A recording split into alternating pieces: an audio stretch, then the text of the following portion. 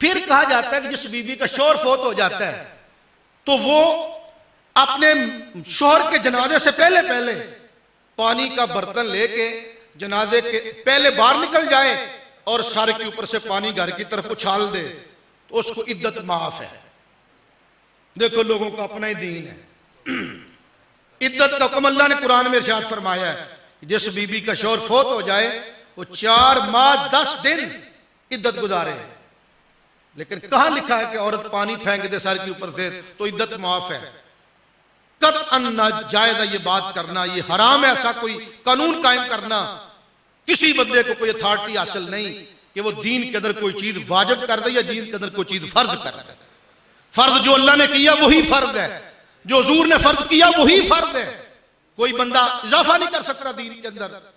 फिर कहा जाता है कि मैयत की तरफ से 40 दिन तक सूरज डूबने से पहले पहले खाना भेजना वाजिब है।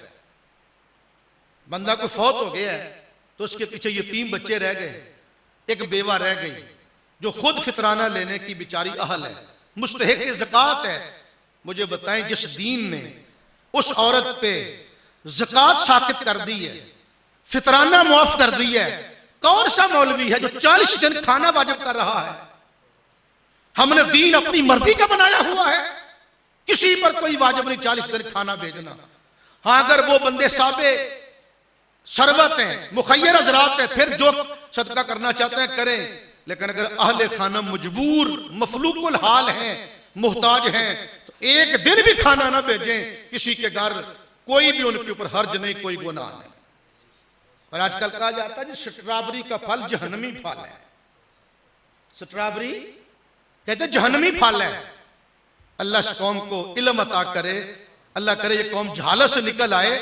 स्ट्रॉबेरी का फल जहन्नमी फल नहीं।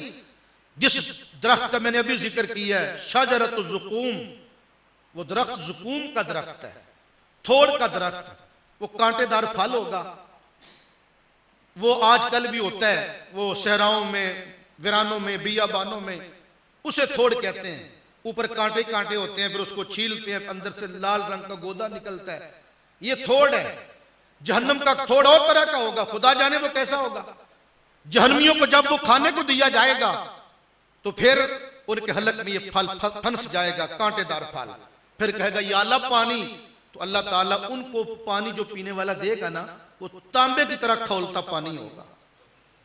या जहन्नमियों के जख्मों से निकलने वाला गंदा पीप होगा, उन्हें पीने के लिए दिया जाएगा।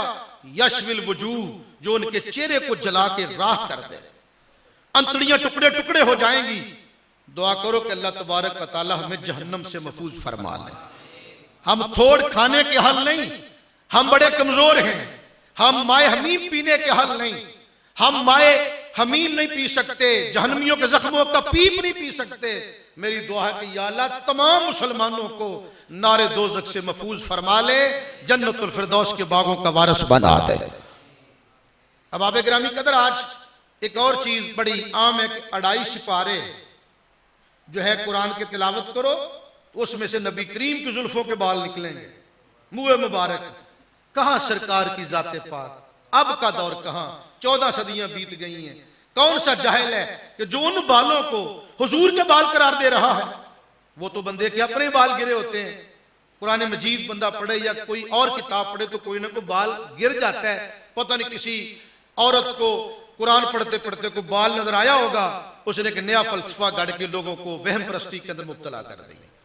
लोग पेपर बनवा कर ये तकसीम करते हैं जी, फला औरत को, मुल्तान की बीबी को जियारत ख्वाब में हुई नबी करीम की, तो सरकार ने फरमाया कि मेरी उम्मत को कहना कि वो नमाज पढ़ा करें, कुरान की तिलावत करें, वरना बहुत बड़ी मुसीबत आएगी। मुझे बताएं कि ये बातें सरकार ने 1400 साल पहले बयान नहीं फरमा दी थी? फिर उल्टा पाबंद किया जाता कि जो इतने वर्ग के फोटो स्टेट करवा के आगे नहीं भेजेगा उस पर अल्लाह का अज़ाब नाज़िल होगा। अल इयाज़ु बिल्लाह ताला।